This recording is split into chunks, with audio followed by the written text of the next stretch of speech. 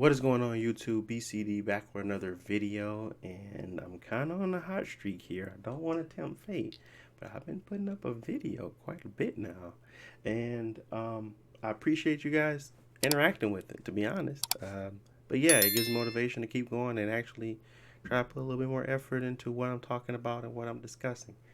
Anywho, now that's out the way. Um, let's talk about Halo Infinite. Halo Infinite just had their season 3 update, and me and my friends were trying to figure out the best time to play it. Finally got around to playing it 2 days ago, and I got some thoughts, I got some opinions, and I kind of want to share that and see where you guys are at with this game. So to start off, I played a lot of the new Arena. I think it's called Arena playlist, where they had like a bunch of additional modes. But they one of the modes was King of the Hill or Capture Points, which is kind of same like King of the Hill. And then they had the mode of it kind of felt like gun game, but it was like team based gun game, which was really fun as well. They introduced that new tactical where you can throw down a ball and you pretty much can cloak an area, which really felt cool, kind of like Catalyst and Apex Legend, but it's a sphere. So think of Gibraltar Shield, but it's blacked out like Catalyst. Um, if you play Apex Legends, and I think that's her name, Catalyst. I ain't played in a minute, but anyways, those additions kind of made that game feel really really fresh when I first played it, and it took a little bit more getting used to, but after a while, I actually genuinely were having fun. I was genuinely having fun with this game. Get your blood beat, boy. Dog, I threw that thing down. I can't get through that. Beat, beat. And that's probably the best thing to happen is to actually have fun with Halo Infinite. Now, I'm going to talk about a lot of the pros and then I'm going to talk about those cons as well. But I want to start with the positive. Again, those positives being they introduced a new weapon. So, the M392 Bandit. It's a pretty cool weapon. Single fire is useful in a lot of different cases. And it's actually fun to use. Like, the additions that they're adding to the game actually seem like they are trying something and want to fix it. Now, again, I was going to stick to the pros. So, again, if you're going to the multiplayer, you're looking at the new Arena Unlimited, and you're looking at the game list, they have Capture the Flag, King of the Hill, Slayer, Flag, Capture the Flag, or One Flag, Capture the Flag, King of the Hill, and then they just have like these two places, the new actual maps. They have Chasm and then they have Cliffhanger. Cliffhanger I really enjoy as well as Chasm. Like I like both of these new maps. They actually bring something new to the table, like really a lot of elevation play when it comes to these maps, and kind of understanding where the King of the Hill or the flags would be placed. Capture the flag has never been my favorite mode, but if you're really like interested in those types of modes, King of the Hill is really fun. Slayer is always going to be fun, but capture the flag feels balanced on these modes. Like you can see where they are and you kind of have an idea. Chasm might be just a little bit too small, but honestly, the smaller the maps, the better. It makes you feel like these 4v4 maps go faster and you're always in the action. You really don't want to feel like you're not. So, another thing that I really enjoyed about it is, as you all know, that you can pick the type of battle pass you're on. So, if I want to switch my battle pass to season 1, season 2, season 3, I can, and I can work that as normal. I only got to level 60 on season 1. I just couldn't take it anymore, so I stopped playing it. Um, but unfortunately, the cons come into play where you have your challenges and you still only have those 4 slots, if you 5 if you do the battle pass, but it just hinders your progress, in my opinion. It feels very, I don't know, it feels very micromanaged, and to the point where people would become just feel a little off about playing it daily because you're constantly playing it the way they want you to play it. And then even if you're enjoying things, you're not winning, you're not gaining that progress necessary to feel like you're accomplishing anything. So really it just starts to become like this snowball effect of I don't really want to play this anymore. So this is the system that they're still utilizing. It's not the greatest. It's by far one of the my least favorite challenge systems in a game. I really love Overwatches. I really love Apex, but this here is just like you don't even have a catch up system in this game. It's like literally you either play it that week or you don't. You don't gain the ability to go back and do those weeklies unless I am misspoken in that, and you guys can correct me. I don't believe there's a way for you to go back and finish up weeklies that you missed. I don't see that type of list. I see upcoming challenges, and I only see one. So if I'm mistaken in that, please let me know.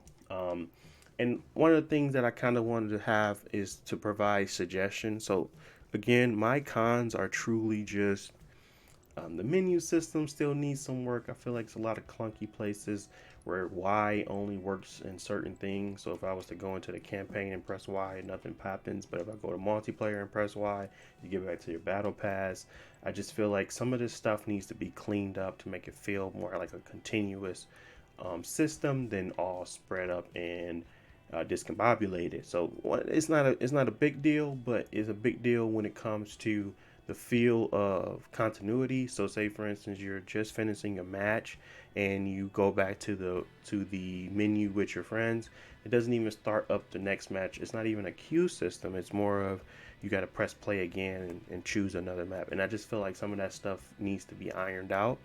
Um, Again, I have tried it. Maybe I am missing something. If you guys have a setting or a menu that I'm missing, let me know. But honestly, I have not been able to get this to queue up again after you finish a fight.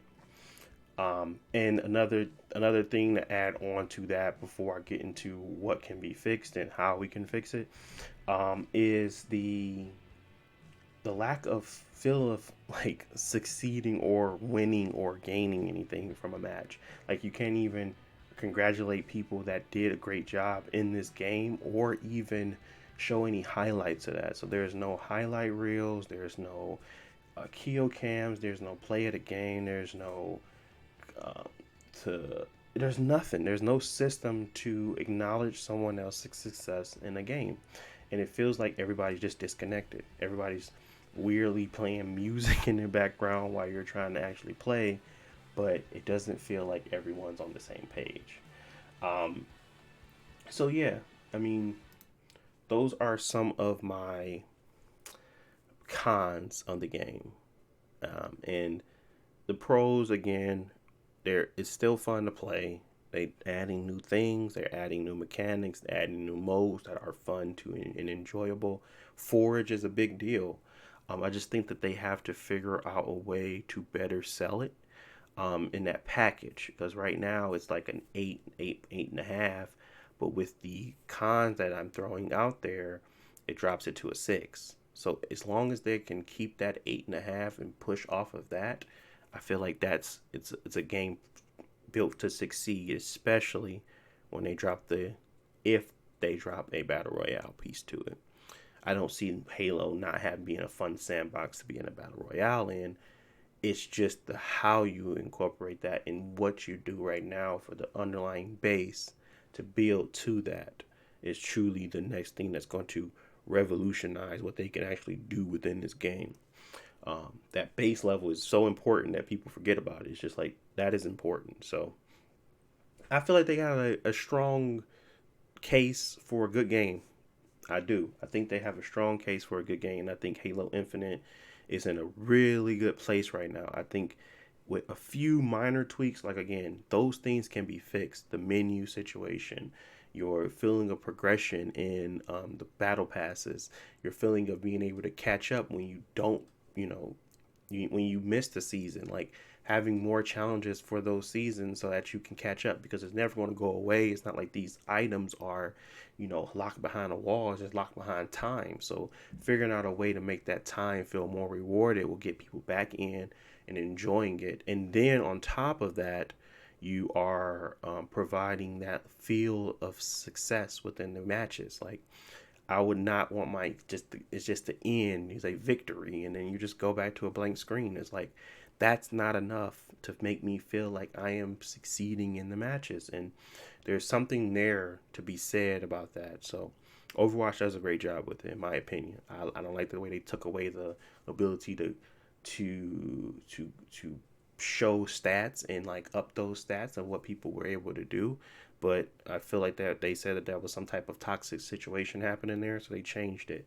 You can still commend your teammates and upvote them, but in a different way. And so, yeah, it is what it is. I just think there is a lot to be said about those pieces, but once that is nailed down, this game can go wherever it need to go. Honestly, it's like, I think this is like a really good baseline, and for me to be saying that about arena shooter in 2023 is a big deal, because battle royales have taken over the fold. But I think people are getting tired of the same old, the seasonality of it, the lack of true innovation, and I think Halo can do that with the budget they have.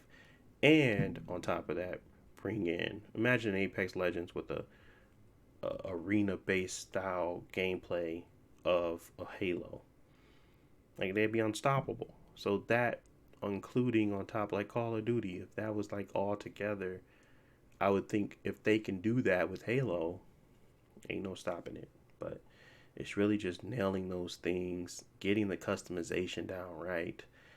It's a few things, but it's never it's not something that can't be fixed, and that's the good thing. So anyway, this is a very long video. I did not expect it to be this long, so I apologize for that. But I kind of wanted to explain my thoughts on Halo Infinite, and right now, I think it's worth your time to join and jump in, honestly. But let me know what you guys think in the comment section below. Do you think they're doing enough right now? Do you think it needs more time in the oven to bake? That is not my opinion, but I want to know what you guys think as well. And as always, I'll be down there. But I want to thank you all for watching, and I will talk to you all in the next video. Peace.